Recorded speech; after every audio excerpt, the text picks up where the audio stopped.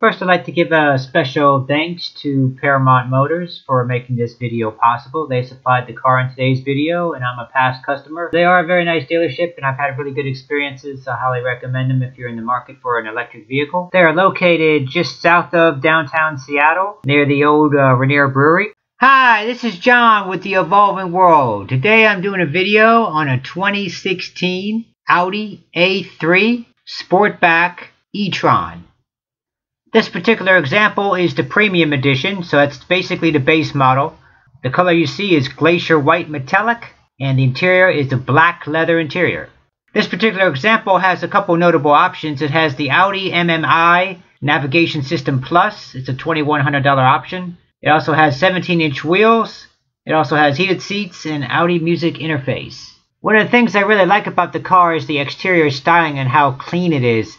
Just like every other Audi product, you really can't even tell what year it is. It just looks nice and clean and kind of timeless design. And with the exception of the little e-tron badges, you really can't tell this car different from any other Audi. This video will be basically shot in 4 segments. The first segment will be myself walking around the vehicle, just showing you what it looks like from the outside, zooming into some details if there's anything that kind of stands out to me, tell you my impressions of the exterior. And then the second segment will be the interior. And that's basically just stepping into the interior, looking around, pushing buttons, honking the horn, turning on the wipers, kind of playing with the video display, so all the kind of things that you might encounter when you're inside the car. Third segment will be driving impressions. I'll take it on the road, take it on some twisty roads, take it on a highway, go through a tunnel, kind of show you what impressions are as I'm driving it. And fourth segment will basically be just charging, any kind of charging issues I have or any delights that I find with the car, and then any kind of final thoughts. This is the first PHEV from Audi. It's a front-wheel drive only. It has an 8.8 kilowatt battery pack. It has an EPA range of 17 miles.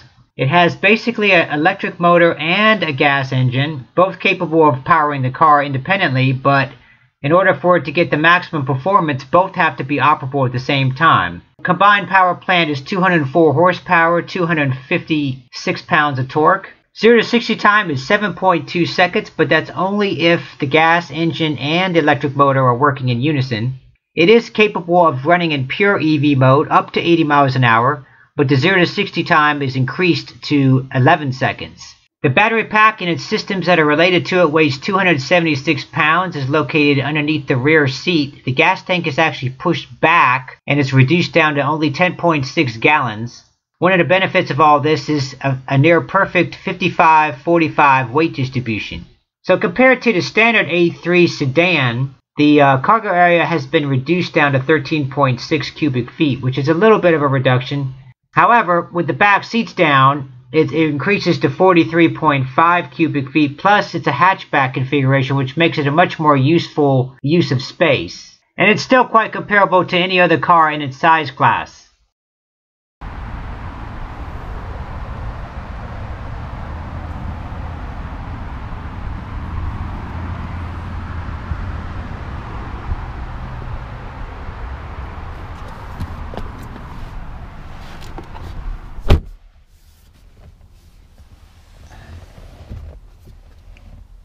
Right.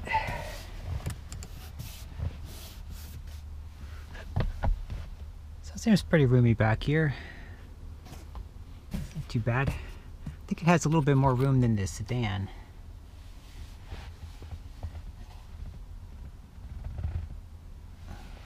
Seems pretty comfortable.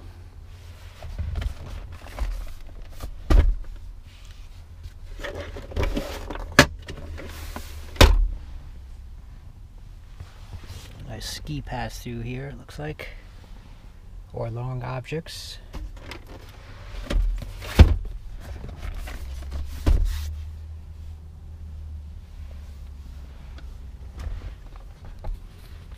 Head in. The fit and finish is really nice. Feels like really solid. Everything just feels very, very solid, well put together. That's the thing that strikes out the most to me about the interior.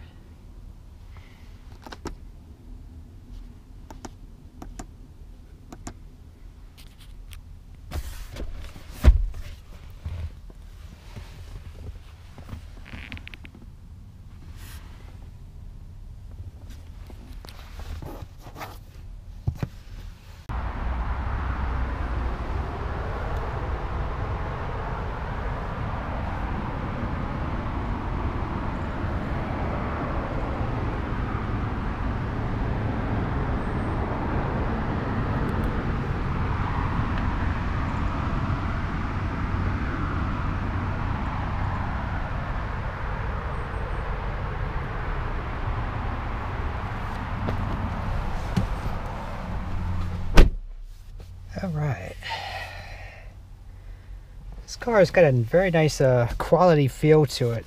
It's the thing that strikes out the most to me about the interior. Everything has a nice solid feel to it. Everything just kind of clicks into place. Yeah, as I was saying, it's just generally a nice quality feel to everything. It's just a couple fine-tuning things that could probably be improved upon here. Everything just kind of clicks and operates really smoothly. So of course this is a hybrid, so it does have, it's a plug-in hybrid, so that means it can go full EV for up to about 16 or 17 miles or so, which we're going to continue to drive it and see how accurate that is. So yeah, I'll just show you some of the features here. It has a horn, obviously.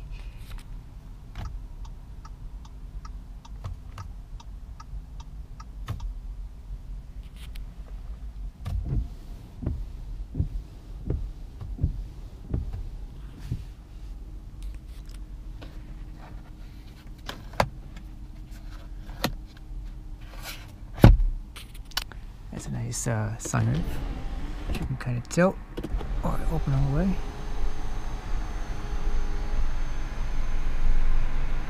It doesn't open all that far though, as you can see. It's not that,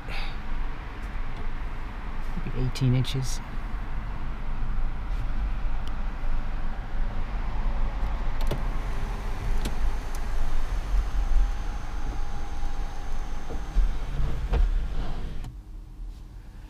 That's the screen right here. Kind of mesh deal. So there's no hard screen. It'd be nice if it did have a hard one, because I'm sure that if you live in Arizona or if in the summertime when the sun's coming straight down, it's probably going to pierce right through that. But better to have some screen than no screen.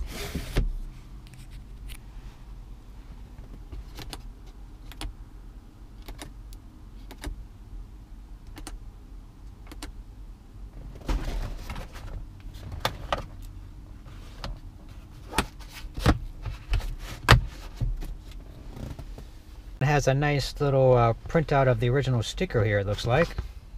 Well, maybe this actually is the original sticker, maybe, or at least a copy of one. It's always nice to get that with a car. That's also what comes with it. Nice assortment of manuals here.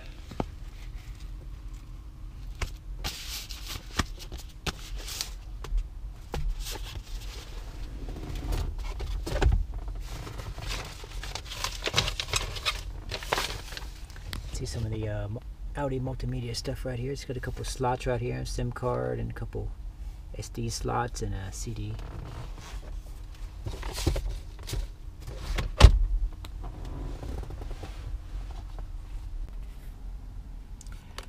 I'll try to show you some of the stuff it has here. There's lots of different options for menus and stuff. You can get to things from different ways, like the radio. You can get it from here, and there's also down here you can kind of go into radio mode right here, and then it comes up over here. There's all kinds of different ways of getting around, doing stuff. We have this kind of control pad right here that you can kind of click on or twist it around to kind of control it. Oh.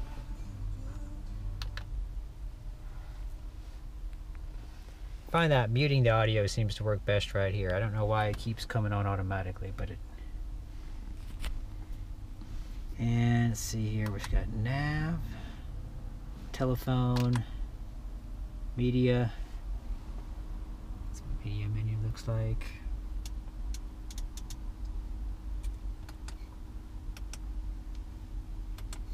So one thing I thought was a little bit odd about this car is once you drive it or turn it on and drive for a little bit, you could even just put it in reverse and then go back a foot or two and then put it back in park again. What's really odd about it is that the car won't stay on. So like if I open the door, see what happens?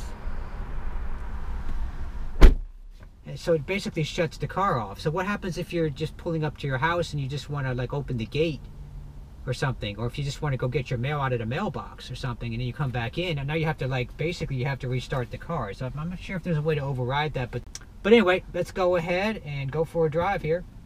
So first you do, put your foot on the brake and then hit the start stop button down here by the shifter.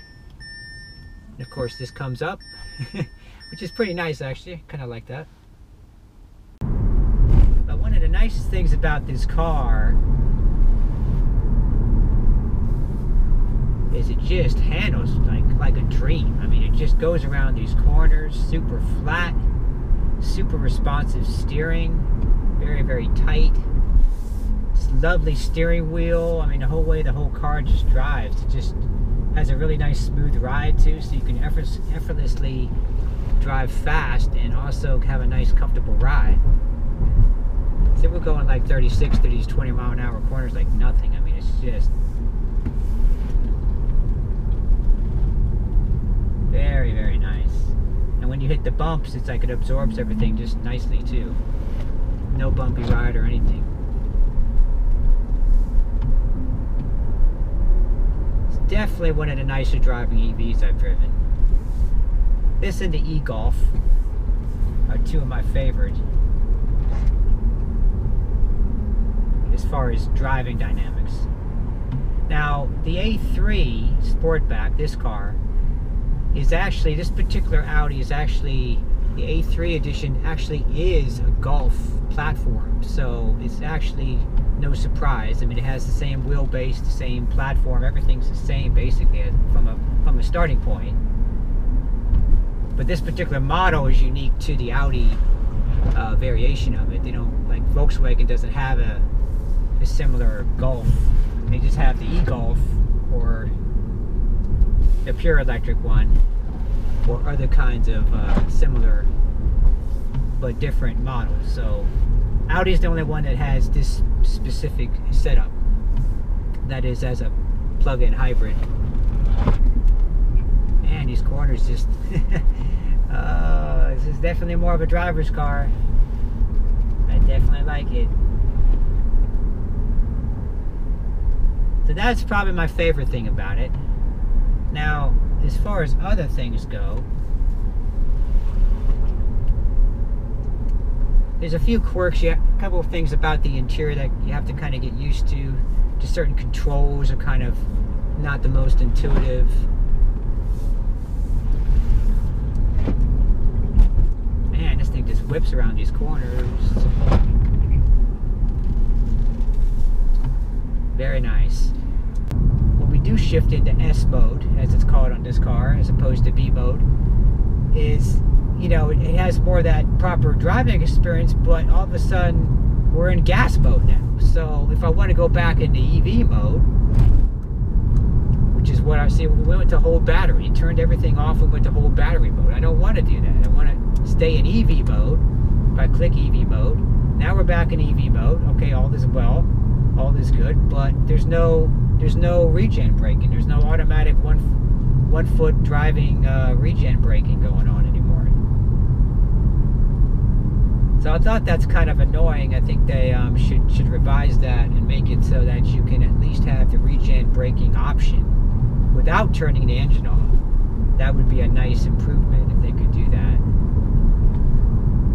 When we're in gas mode, it drives better when you put it down in S mode, I think, because you get the regen braking, so it kind of charges up the battery better.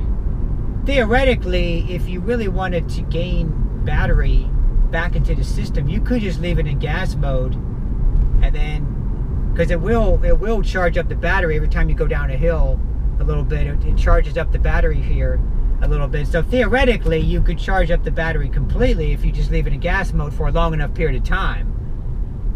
So that might be kind of nice if you're just in certain conditions where you're driving all day and you're not able to charge up anywhere, and you want to save that EV power for later on, maybe when you're back in the city or something, when you're in heavy traffic, for example, where, you know, it's going to be best to be in EV mode because you don't want to be idling the engine or anything. But when you're cruising, like on the highway, you probably want to be in gas mode because it's pretty efficient. So or at least the most efficient a gas engine can be, is going to be just cruising on the highway at a modest speed. As nice as the car handles and everything, when it goes into gas engine mode, it drives kind of wonky. It's kind of like it's not very responsive when you give it acceleration.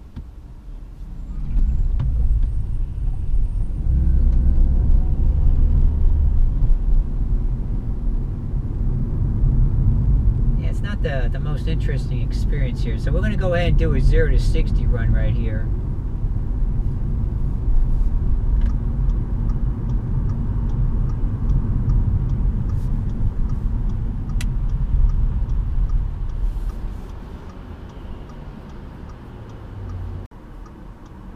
Battery's depleted, so it's not going to be full fast. It will be pretty fast, but we'll see what happens.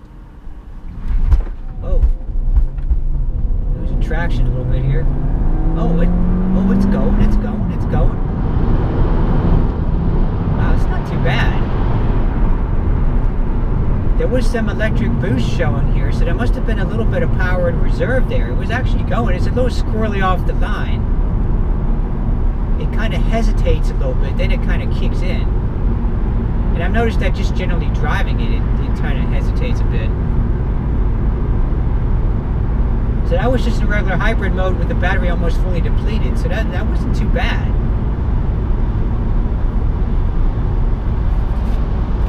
The interesting thing I found is that if you don't want this menu right here, you can just push it, a button like that, and make it go away. So that's kind of nice. Sometimes it cleans up the dash a little bit if you don't really need that information. A lot of it's redundant here on the display in the middle anyway. I mean, a smaller version of it. And you can just push it if you just want it to come up. So it's kind of nice. It doesn't really block your vision too much. Maybe just the upper part of it, maybe the upper inch of that kind of blocks the windshield, depending on what your height is. If you sit up higher, you can clear it, but if you sit down lower, it actually does block the visibility out a little bit. Okay, so you plug it in, and then the light comes on as yellow, and then it turns to green, flashing.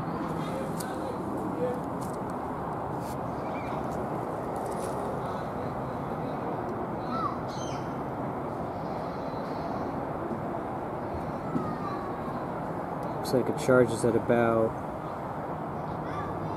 3.14 kilowatts.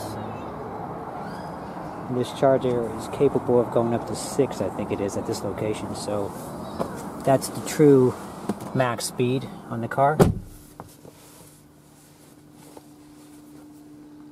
So that could be better. It could be 6 or something. That would be an improvement. But I guess being a smaller battery, 8.8 kilowatts, I guess they wanted to just keep the charge speeds a little bit slower, so it's 3.14. That's kind of similar to the Volt in some of the other plug-in hybrids. Actually, they're all kind of slower at like 3 kilowatts, 3.1 kilowatts.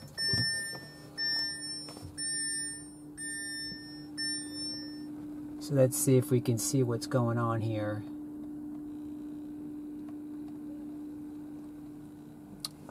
So of course we have this down here, we have the bars down here showing us what the state of charge is, but there's no actual percent. We want to know a little bit, be a little more specific here and see what our actual charge is. And let's see if we can find that out here. So let's go into car systems here.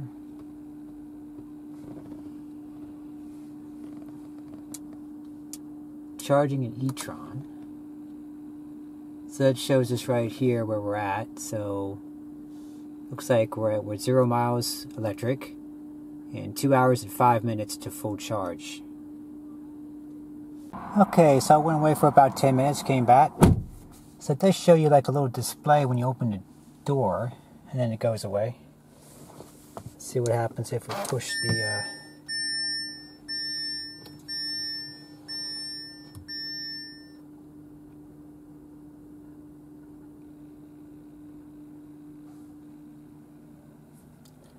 takes a little while to initiate everything here.